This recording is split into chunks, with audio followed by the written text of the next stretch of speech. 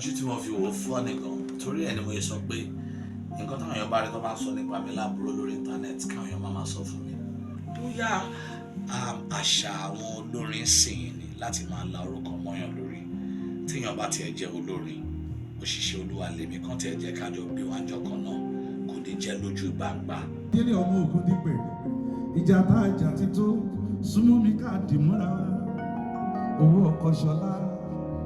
Problem tí mo máa ń ní ni pé àwọn tí n bá nífẹ̀ẹ́ àwọn ọmọ máa ń sábà gún mi lọ́gbẹ́. Àwíkóńkó ìròyìn àwíkóńkó kì í fọ̀rọ̀ sábẹ́ wọn sọ ọ́ ìròyìn àwíkóńkó.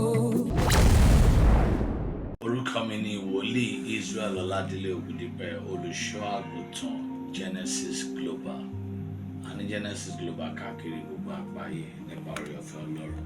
Mi ò rò Ọlọ́run ló lead me because God is spirit and those who serve him must serve him in spirit and in truth.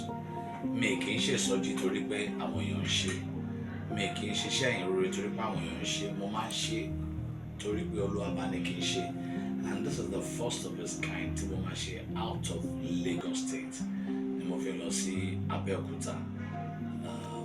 Ọmọ Abẹ́òkúta ni mí, àwa ní sọ pé toró jẹ́ ìlú mi, but ìjọ tí mo lọ sí Abẹ́òkúta last ni mo ní conviction yẹn pé ká ṣe ìsọjí ọjọ́ mẹ́ta, gbàdúrà fún Ogun State, gbàdúrà fún Abẹ́òkúta ní October 1st, October 2nd and October 3rd.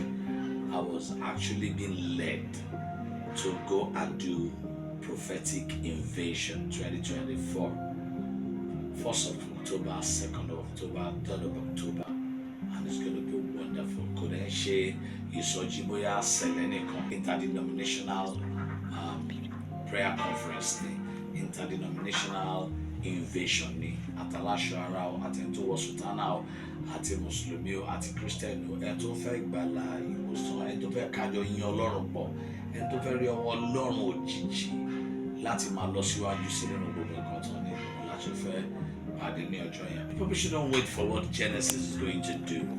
People should wait for what God is going to do. Without God, there is no Genesis. I cannot do anything by myself because God led me there. It's going to be for restoration. It's going to be for revelation. It's going to be for liberation. It's going to be for total freedom. And it's going to be for expansion. Abẹ́òkúta is experiencing a massive prophetic visitation that will terminate frustration. Kò ṣe pé Genesis yàtọ̀ ní ìjọ mímọ́. Ìjọ mímọ́ ẹyọkan náà lèmi náà mọ̀. Bí ó kò jẹ́ pé àwọn tó máa ń sọ àìdá nípa Celestial, wọn ò rí lè mọ ìjọ yẹn. Kò dẹ̀ ṣe pé èèyàn wọ sùtánà la máa fi sọ pé ọmọ ṣẹlẹ ni àbí la máa fi sọ pé kérúbù ni. Anybody lè wọ sùtánà. Wọn bá dẹ̀ rí kọrin nílé ibì kan àbí tó ń ṣe nǹkan tí ò dá wọn ní Celestial ni. Bọ̀ ìjọ mímọ́ tòótọ́ àmọ́ra wa. Ṣé àpò ìsọjí tẹ́lómi kan nídìí ni pé kó lówó kékeré kó fi bẹ̀rẹ̀ business. Ẹlòmíì kan wá kó kan tiẹ̀ rí àánú gbà kan náà yí padà fún. Ìsọjí ò kì í ṣe bí téèyàn ń bá ẹkún dé téèyàn tó ń bá ẹkún lọ lé. Àlọ́ wàásù ìrere ìtúsílẹ̀ fáwọn ènìyàn. Kò ṣe pé Celestial Genesis Global yàtọ̀ sí gbogbo ṣẹlẹ̀. Kò ṣe gbogbo ṣẹlẹ̀ náà ni ò dá o.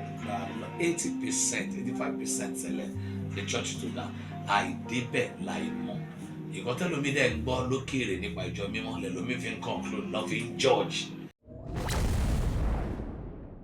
Lóòótọ́ tí máa fẹ́ hùwà ọmọ Yorùbá, ibi tá a wà yẹn ń jọ yẹn kò yẹ kí n react torí pé àmọ́ nìyàn ni wake up lọ ń ṣe ń bẹ̀ àmọ́délé àgbéyàn lé. Mo ti fẹ́ máa lọ káwọn èèyàn tó ń dá mi dúró pé kí n má lọ. Wọ́n ní evangelist Dr. Lanre ṣe fẹ́ kọrin, so wọ́n ṣe fẹ́ kọrin wọn ni àkè witness orin tó fẹ́ kọ. Ṣùgbọ́n tó dẹ̀ kọrin wọ́n dẹ̀ pè mí pé Adélé ọ̀rẹ́ mi súnmọ́ mi, àdẹ̀sùnmọ́ra wọ́n dẹ̀ kọrin ìjà bọ́ mi ò báyàn jà. Délé ọmọ ogun dípẹ̀ ìjà tá a jà ti tó súnmọ́ mi ká dì mọ́ra owó ọkọ̀ ṣọlá. Tí máa fẹ́ wo nǹkan tẹ́ni yẹn sọ báyìí, tí máa nífẹ̀ẹ́ ni mo máa react, but mo react nígbà tí mo rí pé àwọn èèyàn ti react, but ìjọ yẹn later làwọn èèyàn ṣe bẹ̀rẹ̀ sí ní ṣe fídíò oríṣiríṣi, comment oríṣiríṣi pé nǹkan tí wọ́n ṣe kò bá bóyá àṣà àwọn olórin sìn ni láti máa la orúkọ mọ́yàn lórí téèyàn bá tiẹ̀ jẹ́ olórin òṣìṣẹ́ olúwa lèmi kan tiẹ̀ jẹ́ kájọ bí wájọ́ kan náà kò ní jẹ́ lójú gbangba àti láàrin èrò. Ìyẹn ni comment tí mo rí tó pọ̀ gan.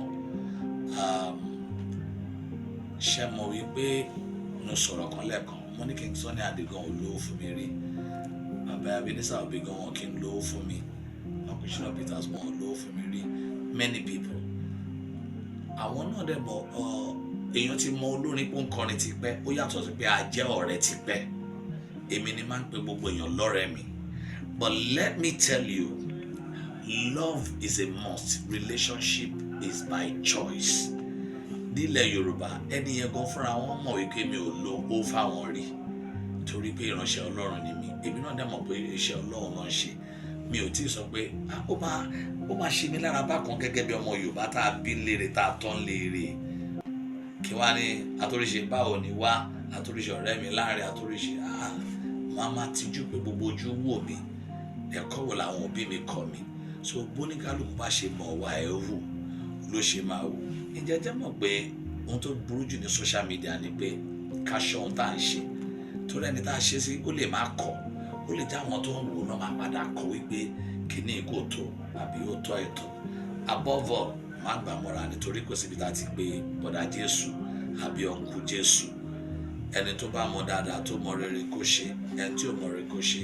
But left for me ó máa bá tí má gba microphone jọ yẹn pé bọ̀dá èwo ni orúkọ àbí kí wọ́n kémi náà sọ pé Lanre Atóríṣe Lanre ọ̀rẹ́ mi ni, ìránṣẹ́ Ọlọ́run ni mi ò gbọ́dọ̀ ṣerú ẹ̀. Maturity ló dáná ní gbogbo tá a bá ń ṣe. Problem tí mo máa ń ní ni pé àwọn tí n bá nífẹ̀ẹ́ àwọn náà máa ń sábà gún mi lọ́gbẹ́. Tó bá ti wá gún mi lọ́gbẹ́ yẹn máa kàn fi ilẹ̀ fọlọ́. Àwíkóńkó fún ìpínlẹ̀kè òtítọ́ àti àwíjàre ẹ tẹ̀lé wa lórí YouTube, Facebook, Instagram, Twitter àti TikTok pẹ̀lú www.awikonko.com.ng.